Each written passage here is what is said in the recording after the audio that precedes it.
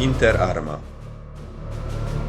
War diary about a charity trip in Transcarpathia, Ukraine.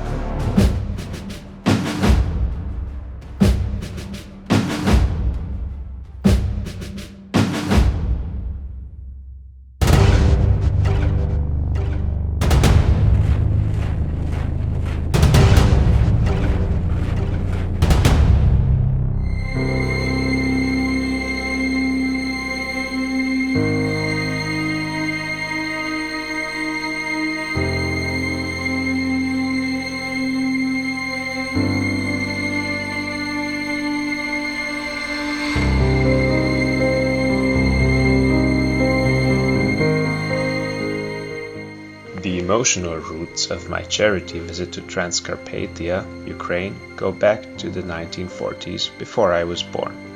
As a captain in the Royal Hungarian Army, my father was ordered to travel to the Russian front with a fact-finding committee to inspect the armaments of Hungarian soldiers fighting the communists. He himself never fought, as he was a military engineer. But not only did he never shed any blood, he always said, in any case, he never felt like a soldier. He was forced into a military career due to the economic crisis of the 1930s.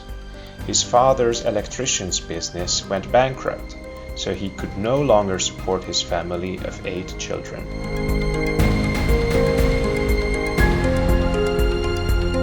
The Teglasy family practiced the Catholic faith enthusiastically, and one of the 8 children became a nun. My father never killed a man. He also sought to protect his unborn children from destruction within the womb. That's why I came into the world myself. While millions of soldiers shed each other's blood, he encouraged his comrades not to swear, at least on the front, while handing out holy cards to the civilian population in the Allied-occupied territory. This is how he remembered that time. I was out in the operations area. It was in Kharkiv. We already had a room then. We were in some medical facility, and there was a poster with Jesus crucified on it. And he said, "Why hurt thou? Do not swear." Then I added, "At least not here." I also had a lot of holy cards, and it was in Kursk that I started handing them out to people. A big crowd had gathered, because the Russian people are basically religious, except for those who were consciously communist, but let's not talk about that now. Anyway, the crowd that gathered frightened the command, and I was forbidden to continue. My father may have been the only soldier in the entire area of war operations who distributed holy cards instead of using weapons. True, he got some payback for that. When he offered someone a side of bacon in the Kyiv market, that poor starving man gave him a silver-framed icon of the Mother of God. After the Soviet occupation of Hungary, Москва, Киев, Ереван, Союз Советских Социалистических Республик. my father was compulsorily retired, forced out after a clash with a swearing communist at his new job. In 1950 or 1951, already after my forced retirement, I worked in the arms factory as a magazine editor. A civilian guy, a colleague or someone, I don't know who, gave a lecture to the engineers and technicians. He swore and cursed very rudely in front of the whole company. So I stood up and said that since there are engineers and technicians here, and if it is not absolutely necessary to understand the matter, then please refrain from these expressions. The guy even apologized then, but a month later, when his brother became the head of the personnel department, I was fired in such a way that I had to pack my things and leave the very next day. He was soon declared a class enemy, and he and his wife and 2 young children were deported from their apartment in Budapest to the Hungarian Gulag, the Great Plain. Here, the communist Hungarian authorities starved, beat, and humiliated us regularly for 3 years. Írj oda a többi alá.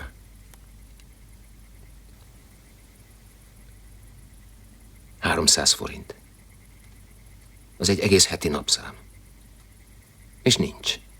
Ugyan.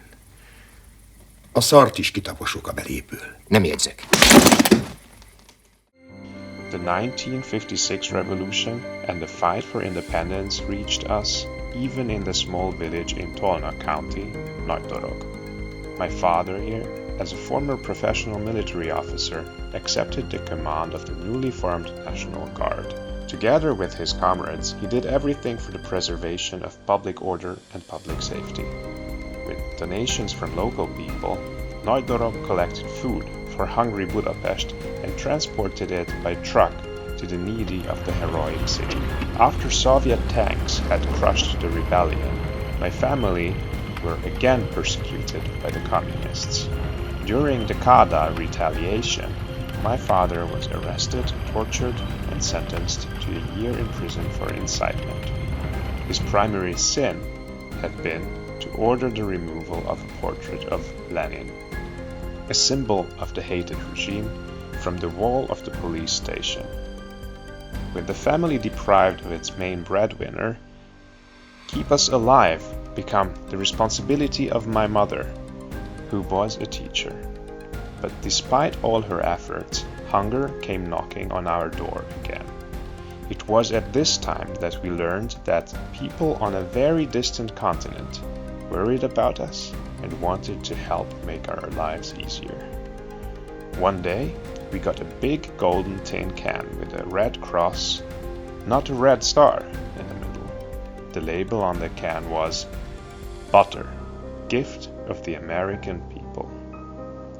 Oh, how different was this donation from the one we received from the peoples and nations subjugated by the Red Empire. The red aid from the empire's capital, Moscow, was a welter of blood. Murderous and destructive shots and the explosions of cannons, tanks, planes, mine throwers, grenades and machine guns.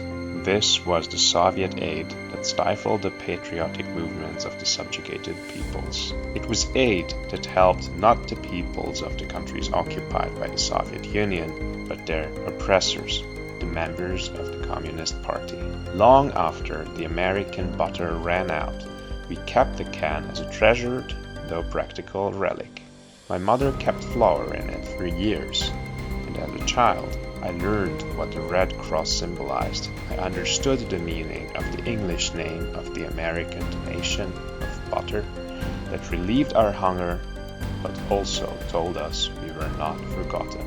The years passed, and in the spring of 2001, we had another challenge from Ukraine.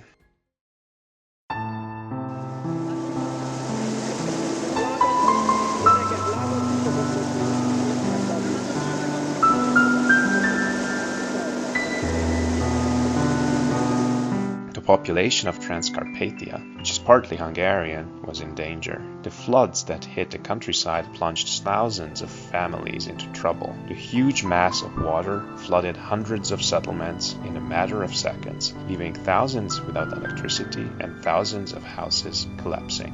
As soon as we heard the news, we immediately organized a fundraiser with the life-saving volunteers of the Alpha Association that I had founded. We wanted to alleviate the worries of the population that had lost their homes. I am the Alpha and Omega, the beginning and the end. I will give to the one who thirsts from the spring of the water of life without cost. We proclaimed the Christian intention while loading a variety of foodstuffs such as potatoes, canned and dried food onto our trucks to take them to the hardest hit settlements in Transcarpathia, Nagyszülős, Nevetlenfalva, Péterfalva. We managed to deliver and distribute the aid worth about $2,700 to the poorest families in the area with the help of the Franciscan mission in Munkács.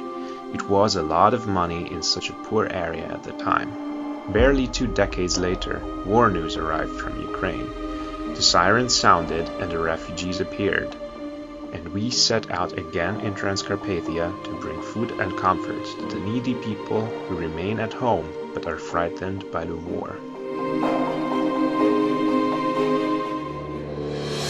On the morning of May the 8th, we left Budapest for Transcarpathia with a truck and my minibus. Our donations included flour and pasta, canned food, other durable food, diapers, baby care products, cots, toys, sweets, and educational and computer equipment for the schools there, worth a total of $3,500. The first tranche of this significant amount for us was due to the charitable assistance of Heartbeat International and Human Life International, a pro-life and family advocacy organization in the United States of America. Just before we left, our friends in Transcarpathia said that they would be happy with some fuel, because the war situation means there is no fuel, or it is rarely available, even in small quantities. During our trip, we visited the Reformed Church in Nevetlenfalva with our donations, and then handed over our gifts to the nearby secondary school in Péterfalva. Fuel, food, educational tools, booklets, pens, boards, and computers, and equipment for the students. We drew the reason for our mission on the board with the well-known codes that the writer Dezső Szabó entrusted with eternal validity to the conscience of all of us. Every Hungarian is responsible for every Hungarian. Our friends in Transcarpathia told us that the authorities might enforce a curfew from Sunday evening to Tuesday morning.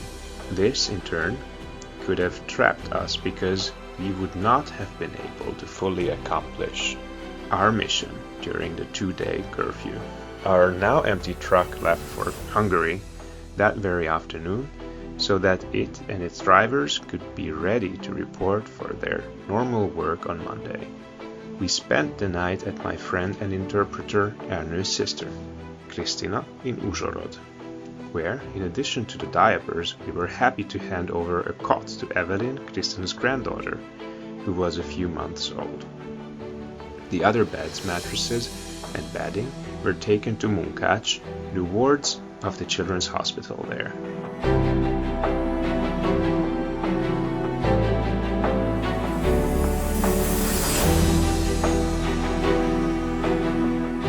The terminus of our journey was a settlement called Hust, where we handed over the most necessary baby care items to the local charity.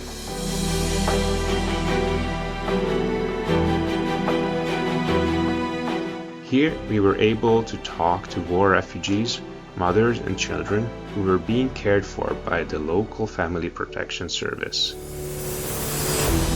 All of our interviewees came from the eastern part of the country, almost the front line of the war. I'm Valentina. We fled Sitomir on March 8th. Житомир, 19 октября 1983 года. I have 2 children. The older one is 11 years old. The small one is only 1. My husband stayed home. He works at the railroad. My name is Saska. My husband had to enlist in the army. We left Krivaivich on March the 13th, where the flight is already on the way. We send videos to each other and correspond on the internet. We can talk to each other almost every day. Kapsz a levelet apukától. Írsz neki, küldesz a fényképet. A videózwiązku. Videótelefon. As the victims of this tragedy answered my questions, my throat tightened so much from what I saw and heard that I could no longer even speak to the lost mother with her child in front of me. I just touched her shoulder silently.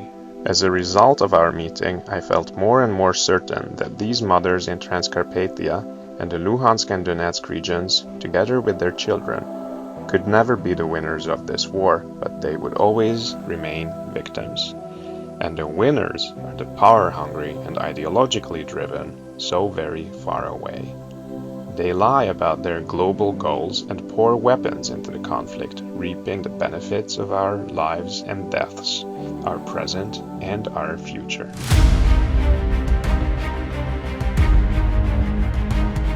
Inter arma, silent muse.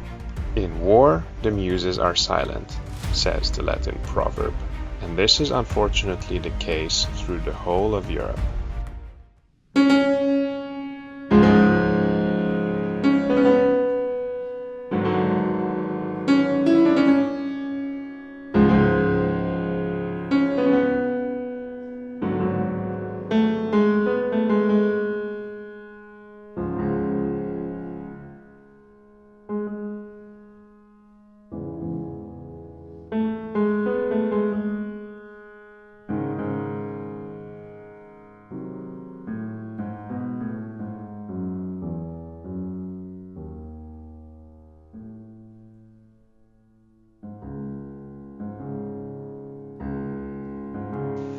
hateful elite burns books, destroys works of art, cancels and bars athletes, and bans music concerts.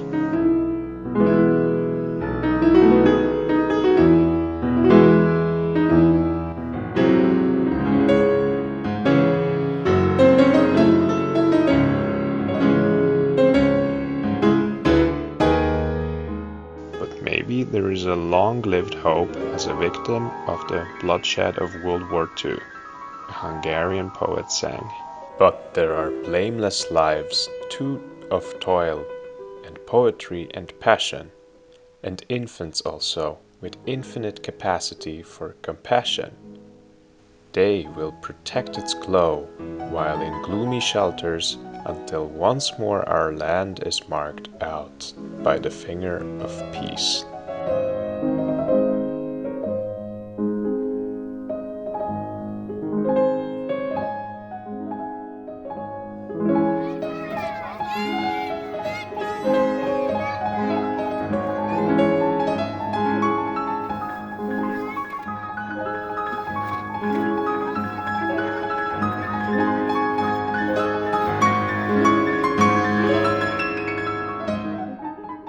I first met Bishop Antal Majnek, head of the Transcarpathian Franciscan Mission in Ukraine, in the summer of 2012. Then, during the war raging within the wombs of the mothers, we made a pilgrimage for the peace of the abortion-forced women and their children before birth in the city of Munkács. Following the example of the already successful life-saving pilgrimages launched by the Alpha Association in Hungary, the faithful and bishops of the historical churches of Transcarpathia prayed in Hungarian and Ukrainian to the maternity clinic in Munkács, so that there would be peace in the womb, that is, that the clinic's workers would have mercy on the most innocent members of humanity, the unborn children, at least 3 days a year, so no artificial abortions should be performed on these special holidays of life. On August 20th of this year, Antal Majnek celebrated Mass in the St. Elizabeth Church in Uzhgorod, Ungvar. The bishop remembered our first Holy King, Saint Stephen, in his festive homily.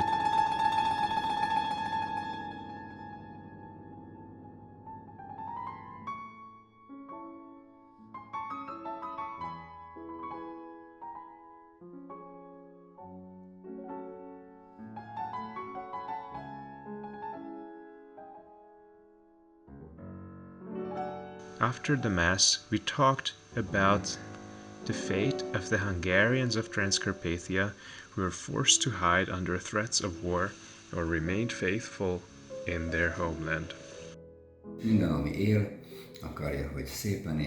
The emigration started about 30 years ago, but now it has accelerated greatly.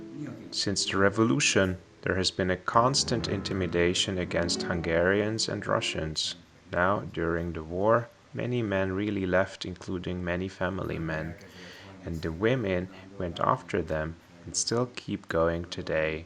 Now, especially many people are planning to go to Hungary with their children because there has been no regular teaching here for 2 years, and children no longer can be taught online in the 3rd year. Not to mention that the child also needs a community. Young people don't have opportunities to connect only in the church or where we organize summer camps, for example. It is a sad fact that the majority of Hungarians will be absent in September. And of course, the women will leave because from the 1st of October, they will also be banned from leaving. There is a nice discount, which we as pro-lifers like, that where there are children under the age of 18, those men are allowed to work at home. They can also cross the border and back, but unfortunately, there are not many large families. I was filled with a particularly strange happiness when I heard about this, that, lo and behold, those who took our warnings and God's teaching seriously all of us could experience that God rewards families and fathers who listen to Him and accept children in this way. But I have to add here that there is another side to it. Those who pass receive much more aid in Hungary. The child care allowance lasts longer and is higher than here. So, on the one hand, this is an attractive and, on the other hand, repulsive feeling for parents. However they try to stay, our Transcarpathian believers have gone anywhere in the world. I hear that the majority of them have remained steadfast in their faith, and we are even happy to hear that ours will be the priest's assistants, our children his ministers. But this is a joy that can be appreciated from above, from heaven, because we are so selfish that we would be happy if we could see them here and stay together here.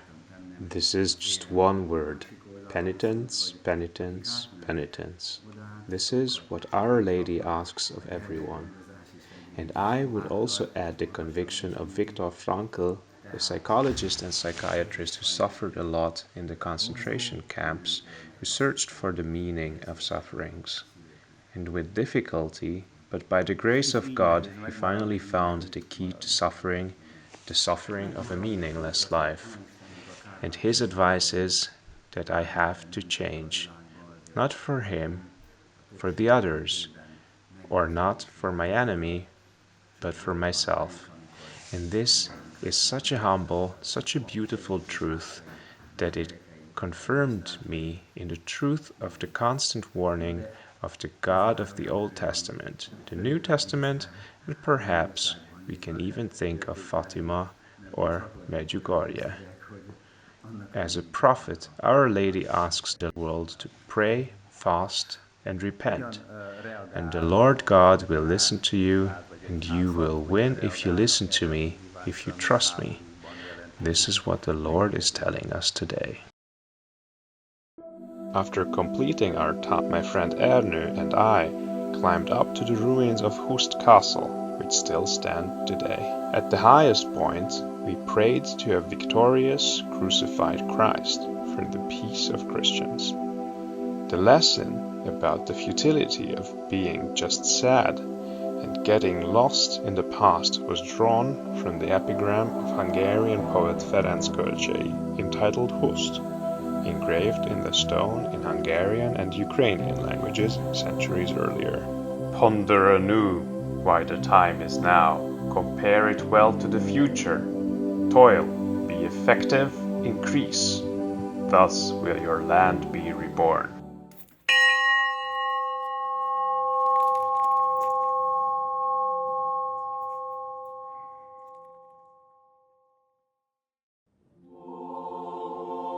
Soon after I got home, I found a valuable shipment in my ladders.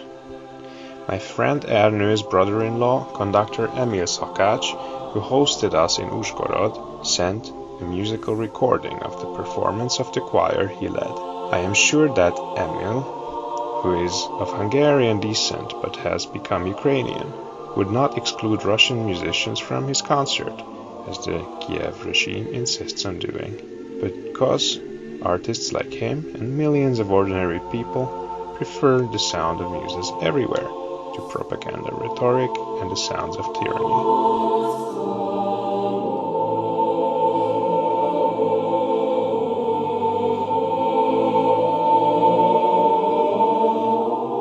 Listening to Emil's choir, I felt it was right to take food and toys, signs of love and peace, with us to Ukraine instead of weapons and ammunition, hate and swearing. I felt all this was confirmed by my father, who risked so much to hand out these holy cards in World War II, and who now enjoys eternal peace as a soldier of Christ.